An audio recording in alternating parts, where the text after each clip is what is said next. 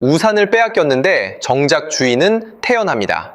2026년 3월 새벽, 미군이 경북 성주에서 사드 발사 차량을 줄줄이 빼냈습니다. 중국의 경제 보복까지 당하면서 우리가 부지에, 전기에, 물까지 다 대준 그 사드를 말입니다. 우리 정부는 막지 못했어요. 우리 머리 위 하늘에 구멍이 뚫린 거죠. 상식적으로 국방부가 발칵 뒤집혀야 정상이잖아요. 근데요, 그 새벽 한국 국방부는 이상하리만치 조용했습니다. 당황은커녕 별일 아니라는 듯 태연했어요. 이상하지 않으세요? 우산을 빼앗긴 나라가 비 맞을 걱정을 안 한다는 게요. 도대체 한국은 뭘 믿고 있었던 걸까요? 그 조용함 뒤에 무슨 카드를 숨기고 있었던 걸까요? 오늘 그 새벽 국방부가 왜 그렇게 태연할 수 있었는지 처음부터 끝까지 풀어드리겠습니다. 이 이야기를 제대로 이해하려면요, 잠깐 그 새벽 장면에서 시선을 떼고 시계를 한참 뒤로 돌려야 합니다. 왜냐하면요, 한국이 그 새벽에 왜 그렇게 태어날 수 있었는지를 알려면 우리가 어떤 처지에서 출발했는지부터 봐야 하거든요. 사실 한국은 꽤 오랫동안 남의 자격증을 빌려서 일하는 처지였습니다. 무슨 말이냐면요, 우리 머리 위 하늘을 지키는 핵심 미사일, 그게 거의 다 미국제 패트리어트였어요. 우리 손으로 설계하고 만든 게 아니라 미국한테 돈 주고 사와서 쓰는 물건이었던 거죠. 그나마 날아오는 미사일을 정면으로 들이받아 부수는 직격 요격형, 그러니까 팩3라는 물건도 2020년에야 겨우 손에 넣었습니다. 70년 넘게 미사일을 만들어 온 강국들 사이에서 우리는 한참 뒤처진 늦깎이였던 셈이에요. 그런데요, 미사일 방어라는 게 우산 하나 딱 펴면 끝나는 그런 단순한 일이 아니거든요. 상상해보세요. 하늘에서 비가 쏟아지는데 저 높은 데서 곧장 머리 위로 내리꽂히는 비가 있어요. 중간 높이에서 비스듬히 들이치는 비도 있고요. 바닥까지 다 내려와서 사방으로 튀는 비도 있습니다. 이걸 다 막아내려면 높이별로 우산을 층층이 겹쳐 들어야 해요. 낮게 깔리는 비는 패트리어트가 맡았습니다. 근데 그보다 높은 중간층, 더 높은 상층은요, 우리한테는 우리 우산이 없었어요. 그 높은 하늘은 그냥 뻥 뚫린 채로 비워져 있었던 거예요.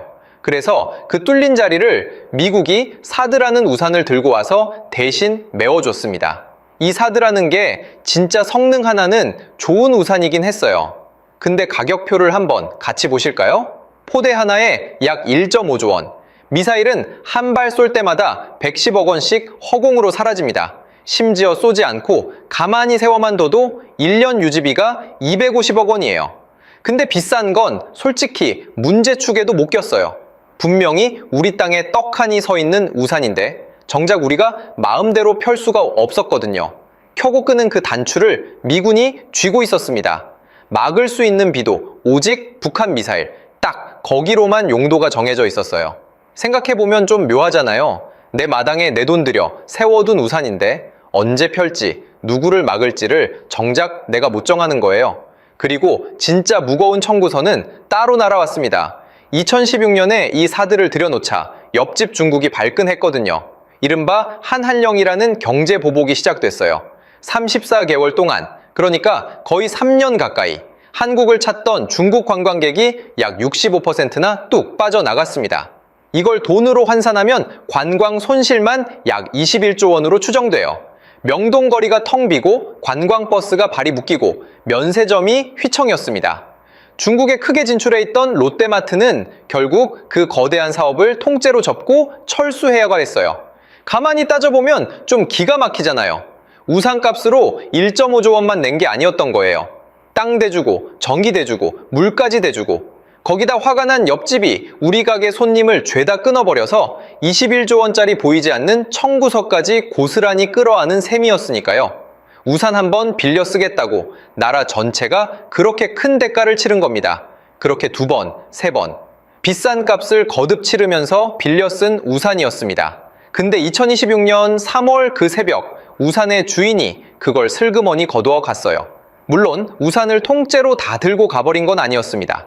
발사 차량이 줄지어 기지를 빠져나가면서 높은 하늘을 받쳐주던 상층 방어에 일시적인 공백이 생긴 거죠. 그리고 우리 정부는 그 반출을 끝내 막지 못했습니다. 막을 권한이 애초에 우리한테 없었으니까요. 빌린 우산이라는 건 원래 다 그래요. 주인이 어느 날 갑자기 내가 먼저 써야겠다며 가져가 버리면 그걸로 그냥 끝이거든요. 값을 아무리 많이 치렀어도, 손님이 아무리 많이 끊겼어도, 비가 쏟아지기 시작하면 우리는 그냥 맞아야 하는 처지였던 겁니다. 비싼 값을 치르고도 내 마음대로 펴지도 못하고, 주인이 가져가면 고스란히 비를 맞아야 했던 우산. 그게 그날 새벽까지 우리 하늘의 솔직한 현실이었어요. 근데 말이죠, 이 답답하고 분한 상황을 그냥 손 놓고 바라보기만 한 사람들이 아니었습니다. 세상이 사드 이야기로 시끄러운 동안에도요, 아무도 주목하지 않던 어느 조용한 연구소 한 구석에서 누군가는 이미 누구도 빼앗아 갈 수 없는 우리만의 우산을 펴들 준비를 하고 있었거든요. 이 답답한 상황을 그냥 손 놓고 지켜보고만 있던 게 아니었다고 했죠. 바로 그 조용한 연구소에서 우리 연구진은 꽤나 무모해 보이는 목표 하나를 세웠습니다. 누구한테도 빌리지 않는, 온전히 우리 손으로 만든 우산, 그러니까 뻥 뚫려 있던 그 중간층과 상층 하늘을 우리 국산 미사일로 직접 메우겠다는 거였어요. 이 미사일한테 붙은 이름이 바로 엘셈입니다. 근데요, 이게 말처럼 쉬운 일이었으면 진작에 여기저기서 다 만들었겠죠. 이 엘셈이 쓰는 핵심 기술이 전 세계에서 손에 꼽을 만큼 어려운 거였거든요. 이게 뭐냐면요, 직격 요격, 그러니까 히트 투 킬이라고 부르는 방식입니다. 보통 우리가 떠올리는 요격 미사일은 적 미사일 근처에서 폭탄을 터뜨려 그 파편으로 떨어뜨려요. 근데 직격 요격은 그게 아닙니다. 폭약을 아예 쓰지 않고 오로지 정면으로 들이받는 충격, 그 운동 에너지 하나만으로 적을 박살내는 방식이에요. 상상해보세요. 저쪽에서 총알 한 발이 내 쪽으로 날아옵니다. 그런데 나는 그 총알을 내가 쏜 또 다른 총알로 정확히 맞춰서 공중에서 부셔야 해요. 빗나가도 폭발 방향으로 어떻게든 메우는 게 아니라 진짜 점 하나에 점 하나를 맞히는 겁니다. 조금만 어긋나도 둘 다 그냥 허공으로 스쳐 지나가 버리는 거죠. 이게 얼마나 미친 정밀함을 요구하는지 속도를 들으시면 감이 올 거예요. 요격해야 할 적 미사일은 마하 8, 그러니까 초속 2에서 3km로 날아옵니다. 이게 어느 정도냐면요, 서울에서 부산까지를 단 1초 만에 주파하는 속도예요. 그렇게 미친 듯이 날아오는 표적을 0.1도의 오차도 없이 정면으로 들이받아야 하는 겁니다. 그래서 이 미사일은 날아가는 동안 몸체를 단계별로 떼어내고 맨 마지막엔 표적을 때릴 핵심 충돌체 하나만 남겨서 그 점을 향해 돌진해요. 이 어마어마한 난이도 때문에 이걸 제대로 해낸 나라가 그동안 전 세계에 단 3나라뿐이었습니다. 근데 우리 연구진이 넘어야 할 산은 이거 하나가 아니었어요. 첫 번째 난관은 추진력이었습니다. 높은 하늘 끝까지 날아 올라간 뒤 결정적인 순간에 다시 한번 폭발적으로 솟구쳐야 했거든요. 그래서 들어간 게 이중 펄스 추진이라는 기술입니다. 연료를 한 번에 다 태워버리는 게 아니라 둘로 나눠서 태우는 거예요. 마라톤 선수를 떠올려 보세요. 출발하자마자 가진 힘을 다 써버리는 선수는 결승선 앞에서 주저앉습니다. 진짜 노련한 선수는 초반엔 힘을 아끼다가 결정적인 마지막 순간에 남겨둔 두 번째 힘을 터뜨려요. 엘셈이 딱 그렇게 날아갑니다. 한 번 추진해 올라간 뒤 적을 코앞에서 마치려는 바로 그 순간 아껴뒀던 두 번째 연료에 다시 불을 붙이는 거죠. 이게 우리나라 무기에 처음으로 적용된 기술이었습니다. 근데 진짜 어려운 과목은 따로 있었어요. 높은 하늘에서 적을 맞히려면 그 높은 곳에서 미사일이 방향을 미세하게 틀 수 있어야 합니다. 근데 그 높이엔 공기가 거의 없거든요. 공기가 없으면 비행기처럼 날개나 꼬리로 방향을 잡는 게 아예 불가능해져요. 멀쩡한 날개가 그냥 무용지물이 되는 겁니다. 상상해보세요. 우주복을 입고 우주 공간에 둥둥 떠 있는 사람이 있어요. 허우적거려 봤자 몸은 꿈쩍도 안 합니다. 그래서 이 사람은 작은 가스를 짧게 뿜어서 그 반동으로 몸을 위로 아래로 좌우로 틀어요. 엘셈도 똑같습니다. 공기 한 점 없는 그 높이에서 오직 가스를 정밀하게 분사하는 힘만으로 자세를 잡고 표적을 조준하는 거예요. 연구진 사이에서 가장 어려운 과목으로 꼽힌 게 바로 이 부분이었습니다. 여기에다 적이 내뿜는 열을 감지해서 쫓아가는 저고에선 카메라까지 미사일 코끝에 달았어요. 이 예민한 카메라가 빠른 비행의 열기에 타버리지 않도록 마지막 순간까지 보호 덮개를 씌웠다가 정확한 타이밍에 벗겨내는 그런 정교한 설계까지 들어갔습니다. 이 모든 난관을요, 이름도 잘 알려지지 않은 연구원들이 몇 년을 묵묵히 매달려서 하나씩 풀어냈어요. 그리고 2024년 11월 29일 국방과학연구소가 마침내 엘셈의 체계 개발 완료를 선언합니다. 시험에서 고도 50에서 60km, 그 높은 하늘에서 지정된 표적을 정확히 직격하는 데 성공했어요. 빌려 쓰던 우산이 아니라 우리 손으로 처음부터 끝까지 만들어낸 우산이 드디어 펴진 순간이었습니다. 그리고 차에 1년도 지나지 않은 2025년 11월, 정부는 이 엘셈을 본격적으로 찍어내기 시작합니다. 총 1조 2266억 원 규모의 양산 계약이 체결됐어요. 한화 에어로스페이스가 7054억 원, 한화 시스템이 3573억 원, LIG넥스원이 1639억 원. 우리 방산 기업들이 손을 나눠 잡고 이제 시제품이 아니라 실제로 하늘에 배치할 미사일을 만들기 시작한 겁니다. 자, 여기서 처음 그 새벽 이야기로 잠깐만 돌아가 볼까요? 미군이 사드를 빼낸 게 2026년 3월이었죠. 근데 우리가 우리 우산의 양산에 들어간 건 그보다 몇 달이나 앞선 시점이었습니다. 그러니까요, 주인이 우산을 거둬가던 바로 그 새벽, 한국은 이미 자기 우산을 조용히 찍어내고 있었던 거예요. 국방부가 그렇게 태어날 수 있었던 첫 번째 이유가 바로 여기에 있었던 겁니다. 물론 여기까지만 들으면 아직 한 가지 의심이 남죠. 시험장에서 표적 맞히는 거랑 진짜 전쟁터에서 통하는 거는 완전히 다른 얘기잖아요. 이게 정말 실전에서도 통하는 기술이 맞긴 한 걸까? 그런데 말이죠. 바로 그 의심에 대한 답이 우리가 미처 예상하지 못한 곳에서 누구도 부정할 수 없는 방식으로 모습을 드러내는 순간이 찾아왔습니다. 그 답은요, 좀 엉뚱하게도 우리나라가 아니라 머나먼 중동 하늘에서 나왔습니다. 2026년 2월 말 아랍에미리트, 이란이 대규모 공습을 퍼부었어요. 수십 발의 미사일과 드론이 한꺼번에 아랍에미리트 하늘로 쏟아져 들어왔습니다. 바로 그 순간 그 하늘을 지키겠다며 솟아오른 미사일이 있었어요. 한국이 만들어서 수출한 미사일 청공투였습니다. 이날 청공투는 2개 포대에서 약 60발을 쏘아 올렸습니다. 날아오는 적의 표적은 30개. 결과가 어땠을 것 같으세요? 30개 중에 29개를 그대로 떨어뜨렸습니다. 요격률 96%. 이게 얼마나 대단한 숫자냐면요. 미리 시나리오 짜놓고 시험장에서 쏜 연습 점수가 아니에요. 실제로 저기 쳐들어온 진짜 전쟁터에서 받아낸 성적표거든요. 이 소식에 우리 군사 전문가들도 깜짝 놀랐습니다.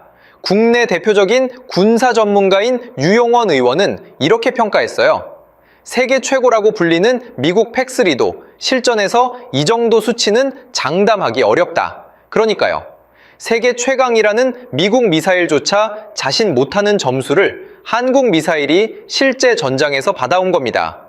사실 이렇게 90%를 훌쩍 넘기는 실전 요격률은요. 전 세계에서 손에 꼽는 최고 수준의 방공 시스템들이나 겨우 보여주던 영역이었어요. 한국이 만든 무기가 그 좁디 좁은 무대 위에 당당히 이름을 올린 거죠. 근데 여기서 정말 중요한 포인트가 하나 있습니다. 이 청홍투가 아까 우리가 그렇게 공들여 만든 엘셈하고 무슨 관계냐는 거예요. 한마디로 말하면 청홍투는 엘셈의 형벌입니다. 같은 한국 방공기술이라는 한 뿌리에서 먼저 태어난 선배인 거죠.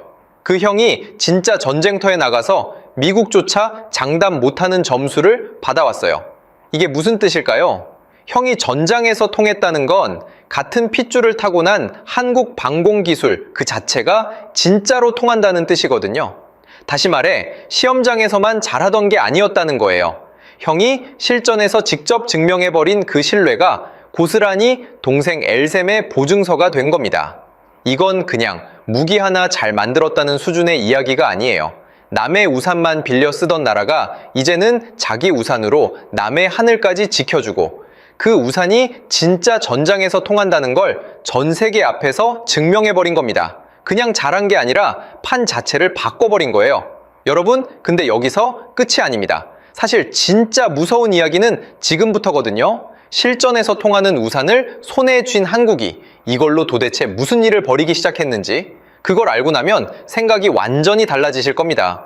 자, 여기까지 들으셨으면요. 아, 사드 빠진 그 빈자리를 우리 국산 미사일로 잘 메웠구나. 딱 그 정도로 생각하실 거예요. 근데요, 진짜 무서운 이야기는 사실 지금부터입니다. 생각해보세요. 그 비싸고 좋다던 사드. 근데 그거 미국 무기였잖아요. 그래서 우리가 마음대로 쓰지도 못했고 더 중요한 건 우리가 그거를 남한테 팔 수도 없었어요. 남의 물건이니까요. 근데 엘셈은 어떨까요? 우리가 처음부터 끝까지 우리 손으로 설계하고 만든 완전한 독자 무기입니다. 그러니까 우리 마음대로 쓸 수 있는 건 물론이고요. 원하면 다른 나라에 내다 팔 수도 있다는 거예요.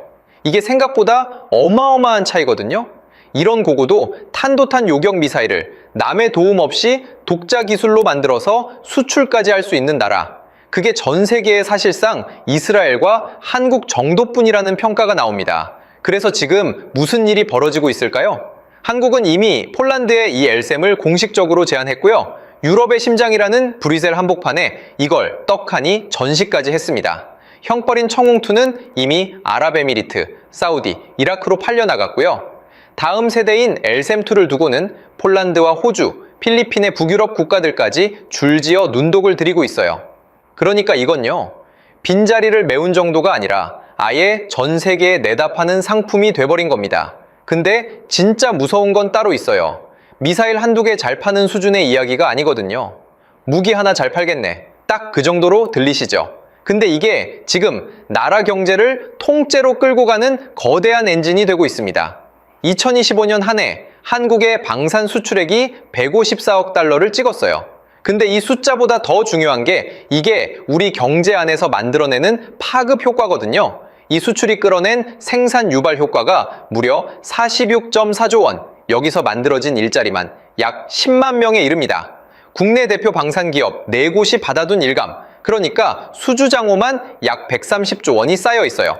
그리고요, 2026년엔 이 방산 수출이 56.6조 원까지 커질 거라는 전망까지 나옵니다. 물론 이건 어디까지나 전망치예요. 하지만 흐름 자체가 한 기업의 성공을 넘어 나라의 핵심 전략 산업으로 올라서고 있다는 거죠. 근데 여기서 또 이쯤 되면 이게 정점이겠지 싶으시잖아요.